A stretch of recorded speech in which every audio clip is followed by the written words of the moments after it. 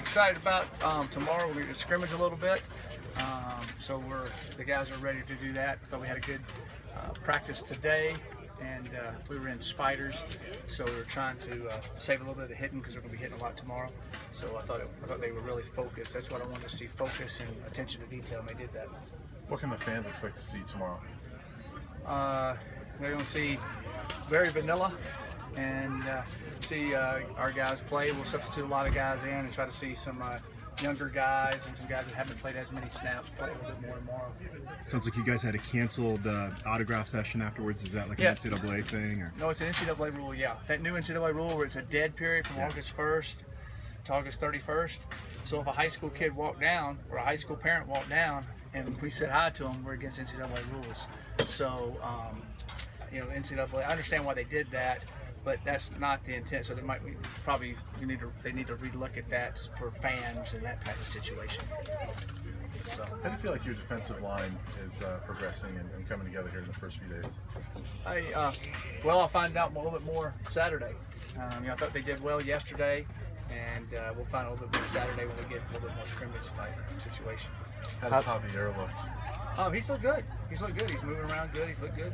He's looked good. We'll see a little bit more tomorrow. How's Dante Wiggly looked?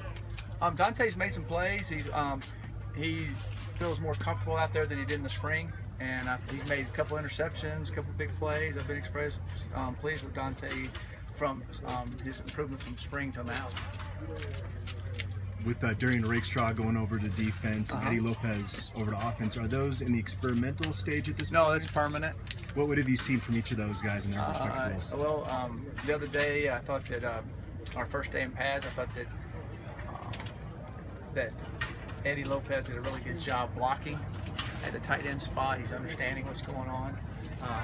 He runs pretty good and catches. He has good eye-hand coordination. He's a basketball player in high school, so his hand-eye coordination's good. So I was pleased with his catching ability and all the drills and everything.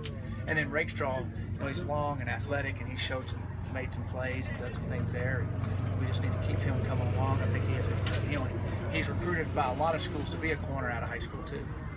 He played both ways all the time, so he's fine with it. And I've been pleased with what he's done. Tomorrow will be a big day for him and Eddie, doing some stuff in the scrimmage. Eddie mentioned that he's trying to lose some weight. What would be an ideal weight for him in that role? He looks good right now. He's moving around pretty good. I would say, we want him big because we want him in the power sets and the inline sets. We're not looking to split him out and throw him the ball, that type of thing. We're looking for him more of the powerful sets. So, I'm saying around, like about 275, 280 is where I think he should play. In that area. Does Shamar Hamilton have an injury that's preventing him from practicing? We're getting the doctors to look at it, and we'll see if he'll be able to go or not. We'll know here. They had an MRI. They're going to look at it and see. We'll find out if he can go or not. And what is the injury on him? We'll find out when they get. I don't know exactly. Something with his leg. Okay. Coach, you yourself have spent your whole career around various DB groups. You in college were a safety. Right. You've coached various DB groups. Being that you've kind of seen it all, what's the biggest piece of advice or message you kind of send to this young group going into the season? Wow, there's a ton of messages back there, but I think the main message is at the end of the route, at the end of the play. That's where the DB's always having to make plays. He's having to make the last tackle at the end of the play. He's got to be able to make the play. The ball's always going to be in the air. He's got to get it out somehow, some way.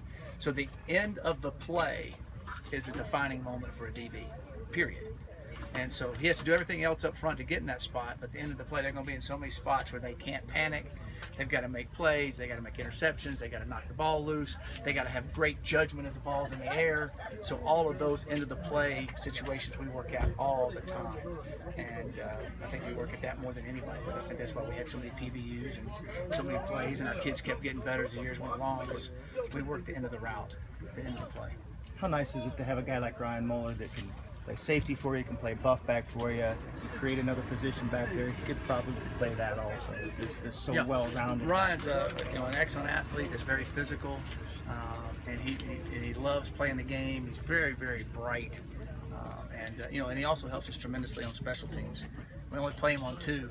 And we'd like to play him on all 4 and every, but that'll be too much for him. So we play him on 2, and he does a great job there, and he's done a great job at safety and at our hybrid outside backer spot. he's kind of found a home there and made a lot of plays. Very, very pleased with him and also his leadership. I'd like to put him back returning kickoffs, but there are too many hits on him because he could do that. He always asks me all the time, but he's not going back. So Maybe end of the season. I don't know. Too many. You're like a magnet back there on kickoff returns. As much physicalness as he has to take in a game, it'd be too much. Okay. Thanks, Coach.